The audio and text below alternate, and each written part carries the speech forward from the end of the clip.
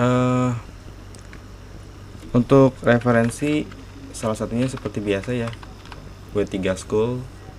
Di sini cukup lengkap materinya.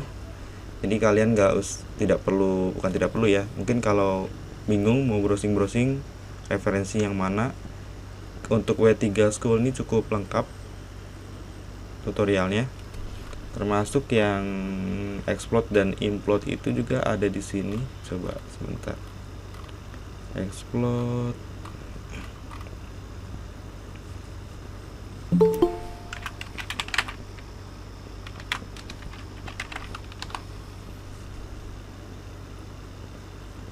Nah, ini dia ya. Nah, jadi sebenarnya materi banyak sekali ya, kalau kita lihat di w3school.com ini juga materi sangat banyak, tapi belum tentu banyak dipakai ketika kalian dapat project. Nah, kalau explode ini kita coba di sini ya, langsung aja nih. Jadi kita editornya juga langsung pakai punyanya si W3 School. Nah, misalkan kita punya satu variabel ya, variabel bebas ya.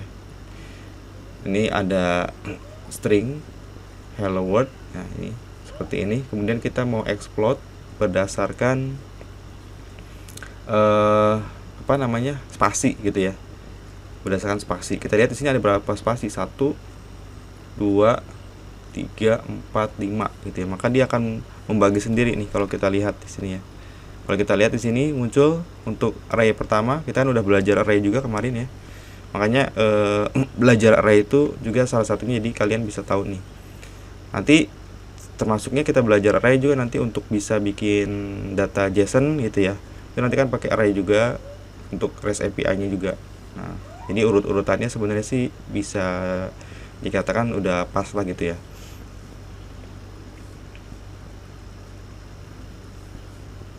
Nah, untuk kita lihat di sini kalau kita explode, kita pakai print r ya. Kita akan punyai 1 2 3 4 5 data di sini ya. Kalau kita pengen menampilkan data yang pertama kan berarti kita tinggal echo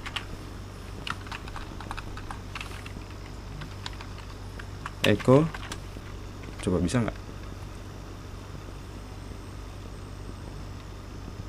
Nah, yang kelima itu apa? Day ya. Day, betul. Ini tampil nih day. Bener ya? Kalau kita tutup dulu nih, kita jadikan komentar dulu. Nah, day kan? Bener ya? Nah, seperti itu. Jadi kalau nanti kalian punya data yang begitu banyak, kalian bisa explode. Kalian bisa masukkan data yang mana yang kalian butuhkan gitu ya ke dalam database. Biasanya nanti kalau setelah kalian export ini, nanti kalian bisa masukkan ke dalam database gitu ya. Jadi yang mana nih yang kalian seleksi gitu ya. Nah, terus biasanya nih ini untuk yang ada di lapangan gitu ya, project. Contoh gini ya. Ini kan kita cuman sekilas contoh gini aja gitu ya. Sebenarnya yang terjadi di lapangan tuh biasanya begini. Variabel label. Nah, ini yang terjadi di lapangan ya. Nanti kalau kalian punya project di warehouse misalkan. Nah, misalkan ada label. Label pertama itu adalah misalkan A gitu ya. Strip 102215. Kemudian ada strip lagi, strip 24 gitu ya. Strip 03, strip 2022. Nah, gini. Misalkan nanti kalian akan menjumpai gitu ya. Akan menjumpai label warehouse nih, barang nih. Ada label kayak gini misalkan, ini yang simple aja ya. Kadang-kadang lebih dari ini, itu kompleks lagi. Kan ini kan cuma A nih. A nih misalkan anggap aja misalkan ini kode jenis gitu ya. Ini adalah biasanya kode si supplier misalkan ya. Ini jenis A ini misalkan barang itu berupa, misalkan aja nih contoh gitu ya, part bumper mobil misalkan gitu ya. Sedangkan ini adalah nama ininya nih, si ID suppliernya. Kalau 102215 misalkan ini punyanya Toyota misalkan gitu ya. Nah, ini adalah tanggal pengiriman, bulan pengiriman misalkan, dan tahun pengiriman. Nah, biasanya lebih kompleks lagi gitu ya. Nanti di sini ada lagi. Nah, ini supplier, ini misalkan kode apa lagi, dan seterusnya. Nah, makanya dibutuhkanlah exploit gitu ya, dibutuhkanlah exploit. Nah, kalau exploit seperti ini, saya tutup dulu. Maka kita nggak menggunakan spasi, tapi menggunakan sesuai dengan yang exploitnya, menggunakan apa? Strip juga. Tadi yang kita pakai adalah tanda spasi ya. Kita bikin lagi di bawah deh. Nah, gini. Nah, ini ibaratnya contoh yang di atas ya. Dia ini mengeksploit berdasarkan spasi. Tapi kalau kita ekspornya itu berdasarkan strip. Coba sebentar. Ini tadi apa, str ya? Oh iya, sorry.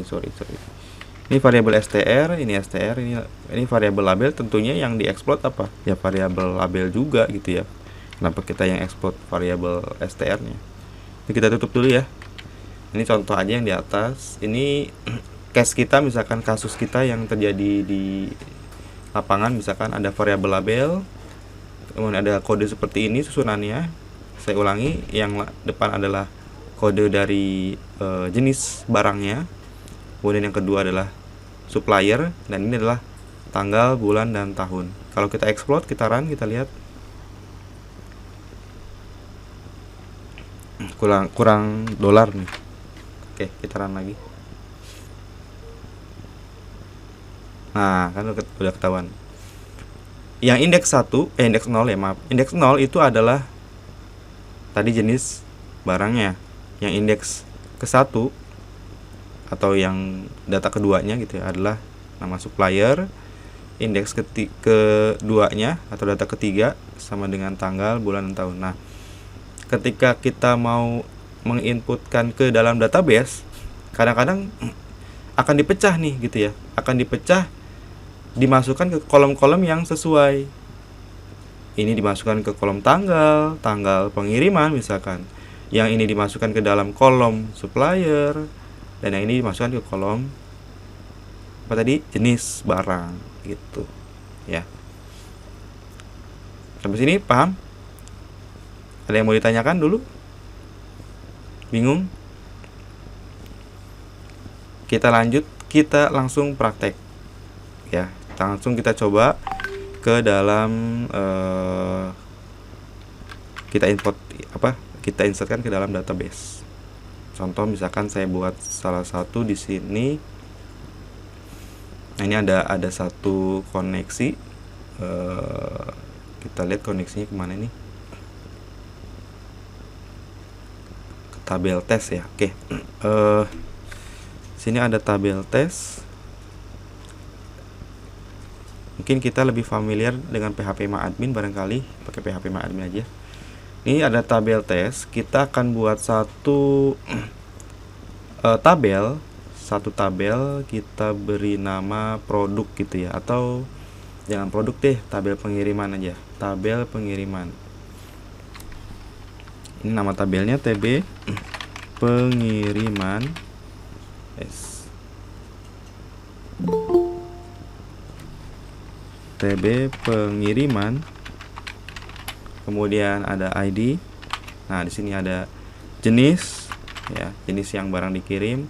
Kemudian kita ada tadi apa? Supplier dan date ya. Date ini sebenarnya harusnya nanti kita sesuaikan. Harusnya kita sesuaikan dengan tipenya, tipe date juga gitu ya. Tanggal pengiriman.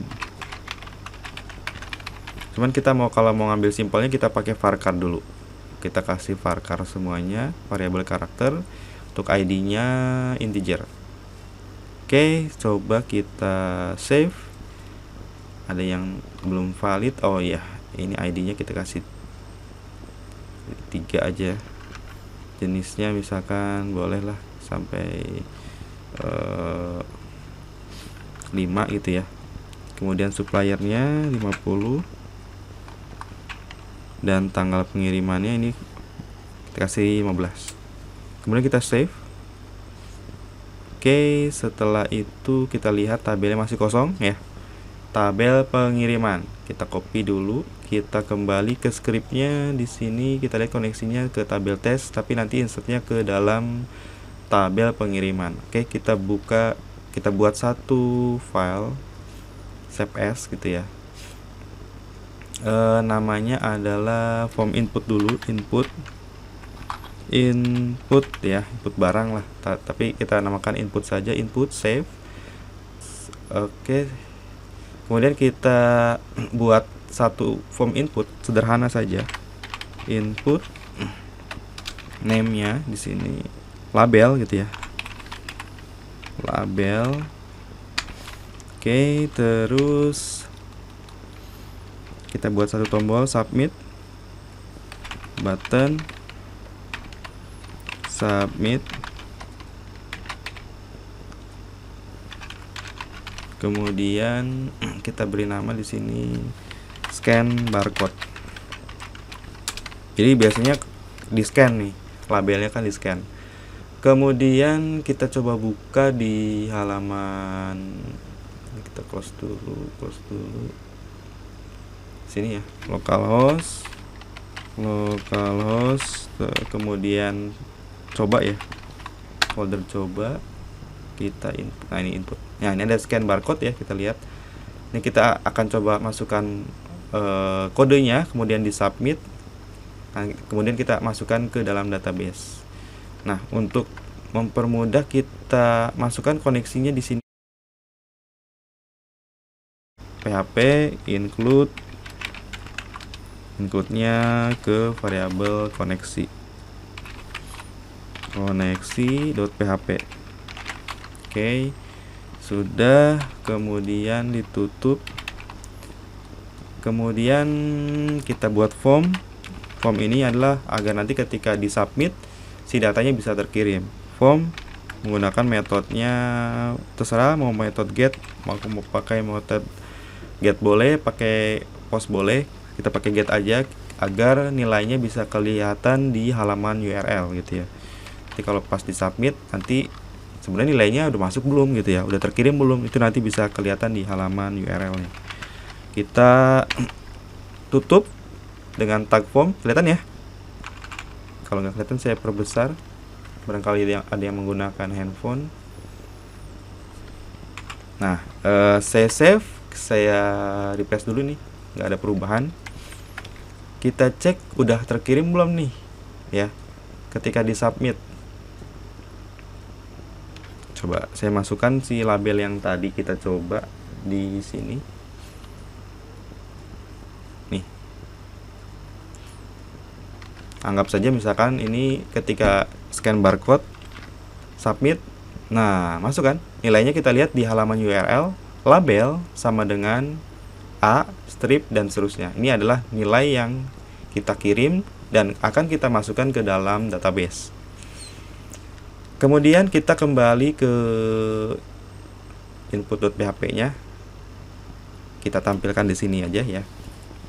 Kita buat satu variabel, namanya variabel scan, sama dengan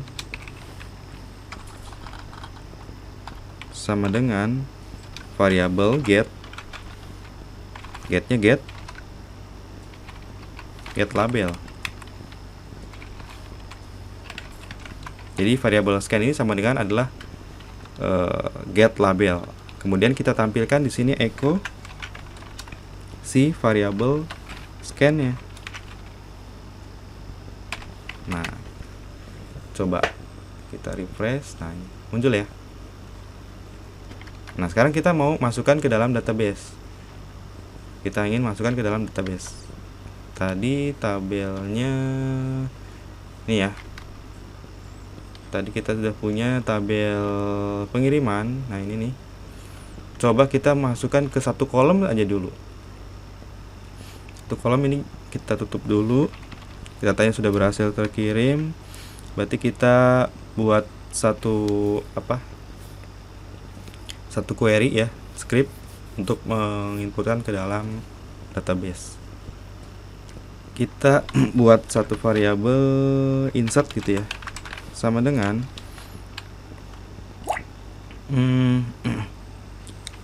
MySQL query,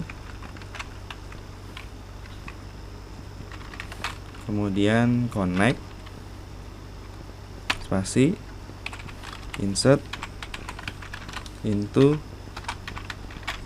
nama tabelnya apa tadi? TB pengiriman ya, TB pengiriman itu ya, insert into TB pengiriman, set. Misalkan kita masukkan satu kolom dulu, satu kolom kita pilih kolom jenis aja dulu ya, jenis, set jenis sama dengan si variable scan. Kita save, berhasil atau enggak nih, kita lihat. Kita coba di sini paste, submit, kita lihat ada nggak di sini. Masuk ya, lihat datanya sudah masuk. Tapi ini kan kita nggak mau segini, yang jenis itu pengennya A aja. Nah itu dia, kita harus mengeksplodnya. Nih kita explode ya, explode. Oke, kita kembali ke scriptnya, sini kita explode di sini, explode variabel scan tentunya ya, scan. Nah kalau kita lihat di sini nanti hasilnya yang indeks 1, indeks 0 itu nanti untuk jenis ya, indeks 1 untuk supplier. Berarti di sini kita buat variabel-variabelnya yang baru, variabel jenis sama dengan ini variabel x ini adalah explode ya, explode dari scan, x scan gitu aja ya, sama dengan explode variabel scan. Nah si jenis itu adalah variabel scan yang sudah diexplode yang memiliki indeks 0 gitu kan. Habis ini kira-kira paham ya. Untuk supplier kita copy paste aja. Berarti supplier, biar rapi, adalah yang memiliki indeks 1. Kita lihat sini deh, tuh 1 di sini nih. Sedangkan untuk tanggal adalah yang indeks, sebenarnya kita jadi satukan aja nih nanti gitu ya. Berarti kita coba dulu deh untuk jenis dan suppliernya. Jenisnya berarti kita masukkan ke sini jenis gitu kan, koma, biar kelihatannya lebih nyaman kita kasih enter ke bawah gini ya. Kemudian koma variabel supplier nih, untuk suppliernya, supplier sama dengan, nah gini itu ya. Kita coba dulu nih kira-kira udah benar atau belum. Submit. Oke, kita lihat di sini. Tuh, udah masuk kan? Jenisnya ke A, suppliernya juga udah ke suppliernya gitu ya. Tinggal kita masukkan date-nya nih, tanggalnya, tanggal pengirimannya. Terlalu panjang tadi bikin nama kolomnya, gak apa-apa lah, tanggal pengiriman ya. Biasanya kalau biar nggak salah itu di copy.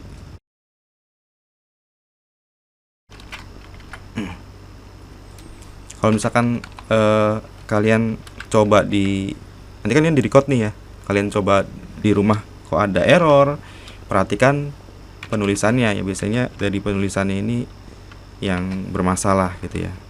Kita singkat tanggal aja lah, TGL aja ya, biar lebih pendek. Nah di sini kita copy paste lagi. Nah berarti kan kalau untuk tanggal berarti indeks 2 gitu ya, 2 titik, terserah nih mau pakai strip nggak gitu ya. Kalau pakai strip berarti ya titik strip ini, indeks 3 titik pakai strip titik indeks 4. Nah, ini jadi untuk tanggalnya. Tanggal gitu ya. Kita coba kita dengan angka yang berbeda, misalkan B ya. Kita submit. Lihat di sini hasilnya. Nah, udah masuk ya. Jenis B, supplier, tanggal pengiriman juga sudah masuk ya. Tinggal nanti kalian sesuaikan aja nih untuk tanggal pengiriman, baiknya itu menggunakan date gitu ya. Nah, untuk ID juga nih harusnya dia dia harusnya auto increment. Di sini tadi belum dicentang ya auto incrementnya. Oh, ini dia belum kan. Jadi harusnya auto increment dia. Di sini nilainya kita lihat 1, 2, 3 tuh ya. Dia akan bertambah secara otomatis. Jadi kalau kita insertkan lagi di sini kita lihat C gitu ya. Kita submit. Kita lihat hasilnya di sini. Nah, untuk ID-nya jadi 4. Jenisnya C ya, dan suppliernya juga udah muncul.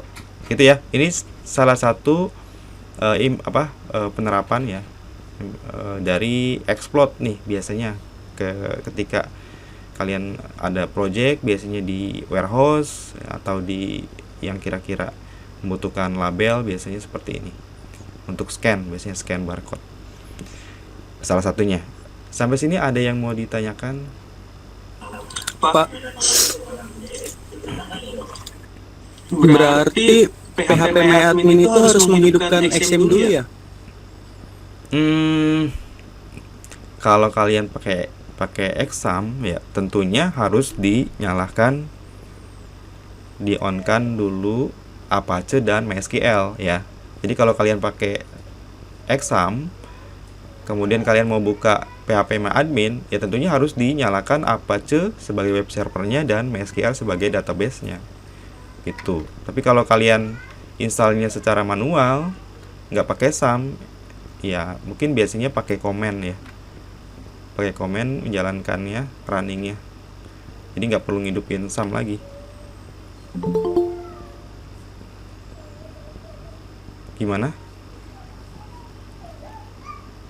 Kalau kalian pakai SAM ya tentunya ya harus dinyalakan, di-on-kan dulu nih untuk terutama untuk dua ini, untuk web server dan database-nya. Ya, silakan yang lain. Oke, bisa Pak. Ya. Yang lain?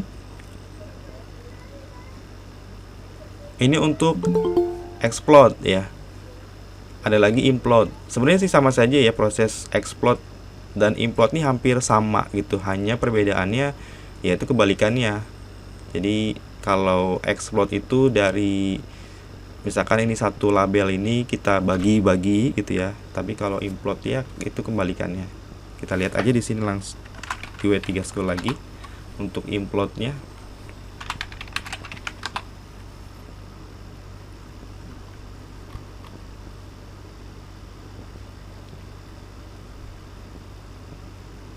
Nah, ini contoh ada array ya.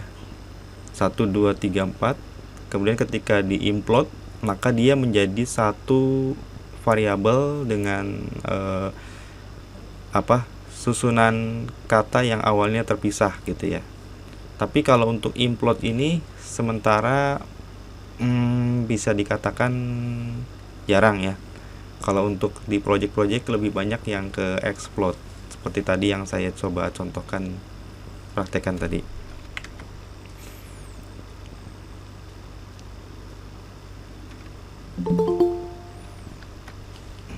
Sampai sini ada yang mau ditanyakan tidak?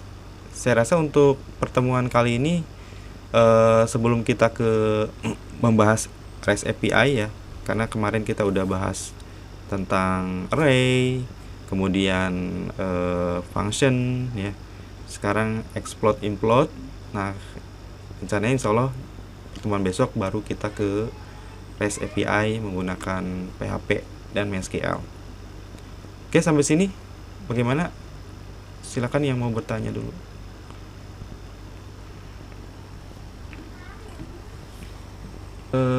Kalau tidak ada, mungkin saya cukupkan sampai sini ya. Nanti ini saya record bagi yang tadi nggak sempet join dari awal, nanti bisa lihat recordnya ya. Di e-learning mungkin saya hanya membagikan link YouTube-nya saja, karena di e-learning sampai saat ini belum bisa untuk mengupload video ya, karena kendala di penyimpanan. Jadi nanti saya membagikan link YouTube saya, nanti kalian bisa lihat untuk pertemuan hari ini. Baik, saya rasa cukup dulu ya untuk pertemuan kali ini, tidak lama. Mungkin untuk selanjutnya bisa saya tutup ya, saya akhiri pertemuan ini. Saya cukupkan, mohon maaf, saya akhiri. Assalamualaikum warahmatullahi wabarakatuh.